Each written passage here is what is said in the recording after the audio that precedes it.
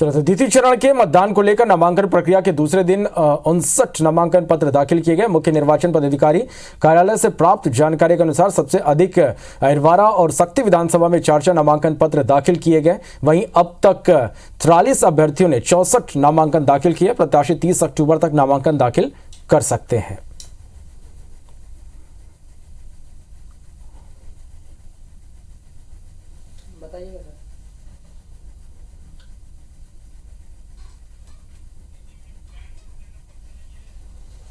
चलिए तो दूसरे दिन 59 नामांकन पत्र दाखिल किए गए। 30 अक्टूबर तक प्रत्याशी फॉर्म भर सकते हैं। तो 2 नवंबर तक नाम वापस उम्मीदवार ले सकते हैं।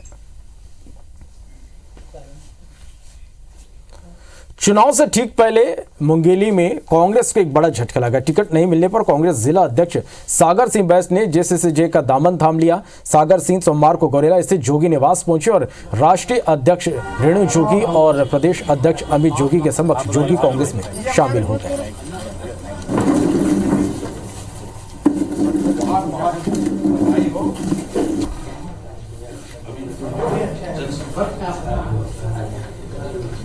तो रेणु जोगी और अमित जोगी ने सदस्यता सिंह के जाने के बाद सभी का कहना है कि मैंने लोरमी कांग्रेस को खड़ा किया, संगठन में बहुत मजबूती से काम किया। 2018 में मेरे साथ छल किया गया, फिर से एक बार मैं दगा का शिकार हो गया, छल का शिकार हो गया। और अब जो है मेरा ये कहना है कि कांग्रेस में मेरा कोई भविष्य नहीं है लोरमी में। तो मैं आदरणीय अभी अपनी आदरणीय माँ जो है रेणु जोगी जी से मिला, आदरणीय अमित भाई से भी मिला और उनके समक्ष जो है मैं अभी जोगी कांग्रेस में प्रवेश किया। एमपी बीजेपी में टिकट कटने के बाद इस्तीफों का दौर शुरू हो गया। सोमवार को मंडला से टिकट कटने से नाराज पूर्व विधायक शिवराज शाह ने इस्तीफा दे दिया और संगठन पर टिकट बेचने फग्गन सिंह कुलस्ते पर साजिश रचने का आरोप लगाया। इस दौरान उन्होंने खुद की पार्टी बनाने और मंडला विधानसभा से चुनाव लड़ने का भी ऐलान किया। इधर बीजेपी नेताओं का कहना है कि उनसे बातचीत कर समस्या सुनी जाएगी और मना लिया जाएगा। वहीं सीहोर के आष्टा विधानसभा से बीजेपी प्रत्याशी गोपाल इंजीनियर का विरोध शुरू हो गया है। विधायक रघुनाथ मालवी का टिकट कटने से नाराज समर्थकों ने अपने पदों से इस्तीफा दे दिया। तो तस्वीरें इस वक्त आप देख पा रहे हैं जहां मंडला और सीहोर में टिकट नहीं मिलने से बगावत के स्वर यहां पर उठे। मंडला और सीहोर की 2 तस्वीरें। पूर्व विधायक शिवराज शाह ने इस्तीफा दे दिया। बीजेपी पदाधिकारियों ने यहां पर इस्तीफा दिया।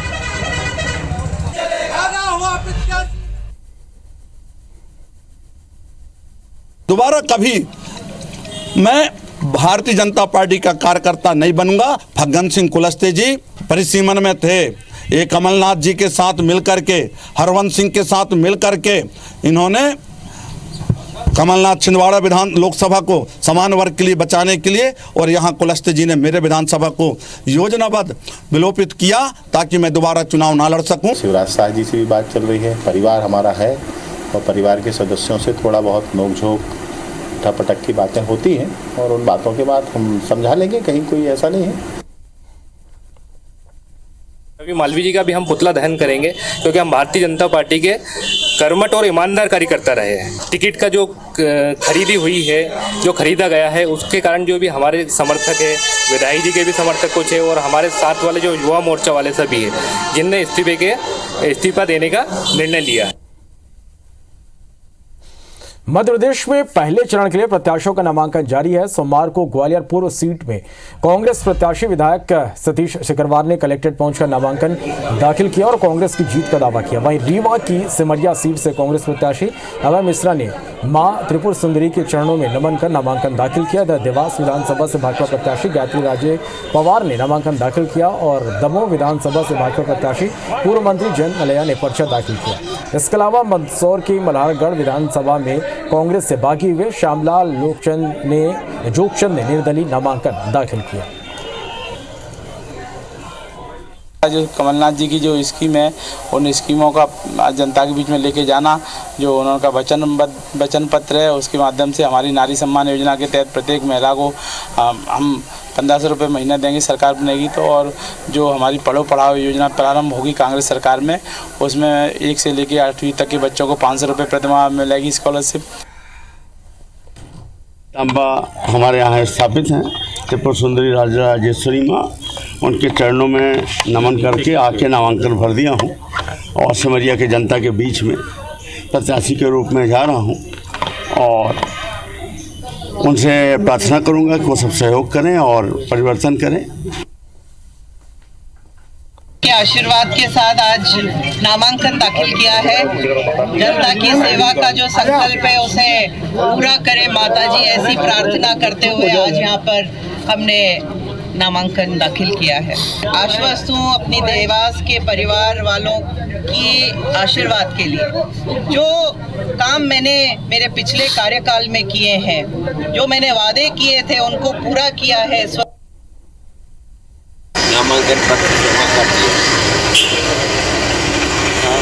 अब वो जितने भी बताए, सचिन गुरु जी ने बताया, डिस्कशन जो दे दिया हो गया। दलबल के काट दिए। क्या हमारे जिलाध्यक्ष जी हैं, हमारी श्रीमती जी, हमारी प्रस्तावक है श्यामावती जी के साथ में आज जो मुहूर्त का फॉर्म था वो जमा किया है। बाकी पार्टी चारों प्रत्याशियों के साथ मिलकर के पार्टी एक फॉर्म भरेगी, जिसमें प्रदेश नेतृत्व के द्वारा हमारे प्रदेश नेतृत्व उपस्थित रहेगा। तो उसमें सभी भारतीय जनता पार्टी के हमारे कार्यकर्ता और सभी समर्थकों के साथ एक दिन फॉर्म भरेगा। पूरे संभाग में सबसे कम वोटों से मैं चुनाव हारा था और ऐसे समय में मंत्री के सामने सबसे कम वोटों से चुनाव हारने वाले के अगर आप टिकट काटोगे तो निश्चित रूप से मुझे पीड़ा हुई तय करेगी। मल्हारगढ़ विधानसभा क्षेत्र की जनता कहेगी कि चुनाव लड़ना, तो मैं लड़ूंगा। खबर रीवा जिले से, जहां बीजेपी के उम्मीदवारों की 5वीं सूची में जिले की 2 विधानसभा सीटों से विधायकों के टिकट काटे गए। मनगवा विधानसभा क्षेत्र से भाजपा विधायक पंचूलाल प्रजापति ने बीजेपी के शीर्ष नेतृत्व से टिकट काटने का कारण पूछा। दरअसल पत्रकार वार्ता के दौरान टिकट बंटवारे को लेकर पंचूलाल का दर्द भी छलका और मीडिया के सामने रोने लगे। उन्होंने कहा कि मुझसे टिकट का वादा किया गया था, लेकिन 4 महीने पहले सदस्यता लेने वाले व्यक्ति को टिकट दे दिया गया। विधायक पंचूलाल ने शीर्ष नेतृत्व पर पैसे लेकर टिकट देने का आरोप लगाया। साथ ही उन्होंने विधानसभा अध्यक्ष गिरीश गौतम पर भी निशाना साधा। आज वो व्यक्ति 4 दल बदल करके आया और आज इतना बड़ा महान हो गया जिसके कारण से टिकट दी गई। तो हम पार्टी के शीर्ष नेता, मैं अपना ग्लानि और दुख प्रकट करना चाहता हूँ कि आज ऐसी स्थिति में हमारी पार्टी क्यों टिकट नहीं। वो खरीद फरोख्त करके ऐसा काम किया है, नहीं दिए पैसा पार्टी को और ना पार्टी में हमको पैसा लिया। मध्य प्रदेश में विधानसभा चुनाव के पहले सियासी दलों ने मतदान के प्रतिशत को बढ़ाने के लिए काम शुरू कर दिया। एमपी बीजेपी प्रदेश अध्यक्ष वीडी शर्मा, बीजेपी की चुनाव समिति के सह-प्रभारी अश्विनी वैष्णव ने अपनी टीम के साथ मुख्य निर्वाचन पदाधिकारी अनुपम राजन से मुलाकात की। बीजेपी प्रदेश अध्यक्ष वीडी शर्मा का कहना है कि मध्य प्रदेश में निर्वाचन आयोग ने 80 साल से अधिक के मतदाताओं को घर से ही मतदान कराने का फैसला लिया, जिनके लिए खास व्यवस्था की गई है।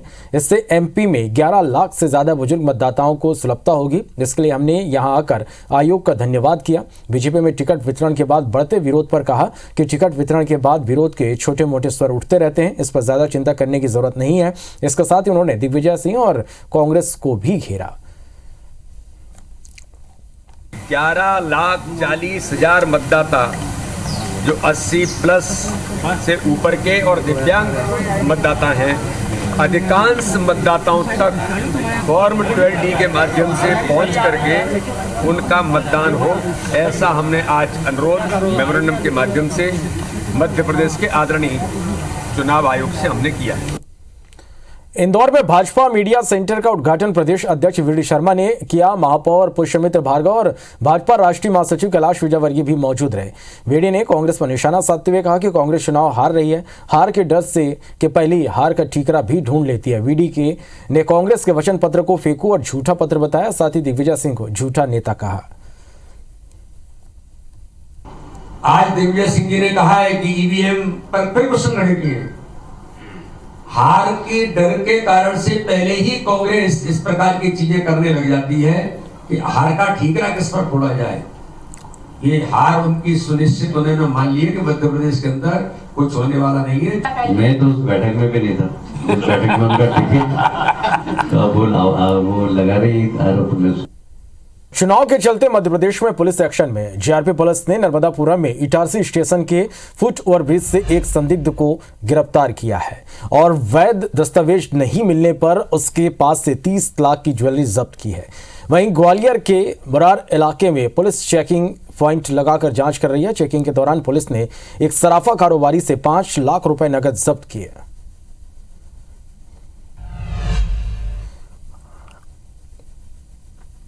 आज से करीब 473 ग्राम सोने के जेवरात एक बॉक्स में रख के पिपरिया ले जा बिल वाउचर नहीं होना बताने पर संदेहजनक स्थिति में बदल कर जवाब देने के कारण एक उक्त माल को धारा 102 अंतर्गत जब्त किया गया है। सराफा व्यापारी हैं, वो मुरार से लगभग 5 लाख रुपए कैश अपने साथ लेकर आ रहे थे। इस संबंध में उनसे जो वैध लेखा जोखा उनसे मांगा गया तो उनके द्वारा अभी तक प्रस्तुत नहीं किया गया। तो एक हमारी जो जिला कमेटी बनी हुई है उसके समक्ष हमने प्रकरण तैयार करके इंदिरागंज पुलिस ने पेश कर दिया है। मध्य प्रदेश में महानवमी पर सियासी कन्या पूजन देखने को मिला। सीएम शिवराज ने मुख्यमंत्री निवास में कन्या पूजन किया और महाभोज का आयोजन किया। इस दौरान उनकी पत्नी साधना सिंह भी मौजूद रही। वहीं छिंदवाड़ा के निज निवास शिकारपुर में सांसद नकुल नाथ और कमलनाथ ने कन्याओं का पूजन किया और भोज कराया। इस दौरान कन्याओं को विशेष उपहार भी दिए गए और उनका आशीर्वाद किया।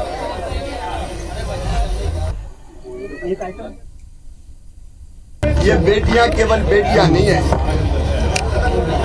ये देवियां हैं मेरे लिए। इन्हीं में साक्षात देवियों के दर्शन करता हूँ और देवी मान के ही उनके पैर पखारता हूँ, पानी माथे से लगाता हूँ, उनको प्रणाम करता हूँ और यही संदेश समाज को देना चाहता हूँ कि बेटियों का सम्मान करें, मान करें, बहनों का सम्मान करें, उनको उचित स्थान दें। हर साल कन्या पूजन करते हैं और आज सौभाग्य है कि छिंदवाड़ा में कन्या पूजन करने का अवसर मिला, तो आज आपके सामने हमने कन्या पूजन किया। मैं पूरे प्रदेश और ज़िले के वासियों को दशहरा की शुभकामनाएं और हार्दिक बधाई देना चाहता हूँ। रियासतें भले ही खत्म हो गई हो, लेकिन रियासतकालीन परंपराओं का निर्वहन ग्वालियर में आज भी जारी है, जिसका उदाहरण है ग्वालियर में सिंधिया परिवार। ज्योतिरादित्य सिंधिया ने राजशाही पोशाक में शमी पूजन किया, साथ ही अपने महल में राजशाही अंदाज में दरबार भी लगाया। जिसके बाद ज्योतिरादित्य सिंधिया ने कहा कि मेरे देश और राज्य में सुख शांति हो, जीवन में खुशहाली आए, यही कामना है। साथ ही वसुदेव कुटुंब की तरह मेरे देश में अमन चैन कायम रहे। परिवार की तौर से हैप्पी दशहरा, दशहरे की शुभकामनाएं, धन्यवाद।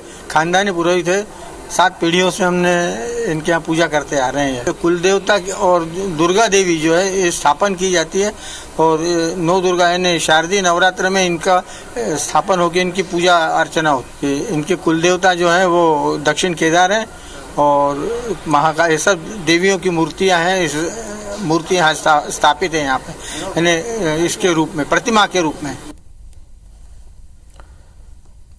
खबर अंबिकापुर के सरगुजा से, जहां अष्टमी और नवमी के मौके पर संगी पूजा की जाती है। आज सरगुजा के महाराज यानी छत्तीसगढ़ के डिप्टी सीएम टीएस सिंहदेव ने अपनी कुल देवी महामाया और समलाया मंदिर में संधि पूजा कर प्रजा और देश के लिए मंगल की कामना की। साथ ही शस्त्र, नगाड़ा, अश्व और निशान पूजा का भी आयोजन किया गया।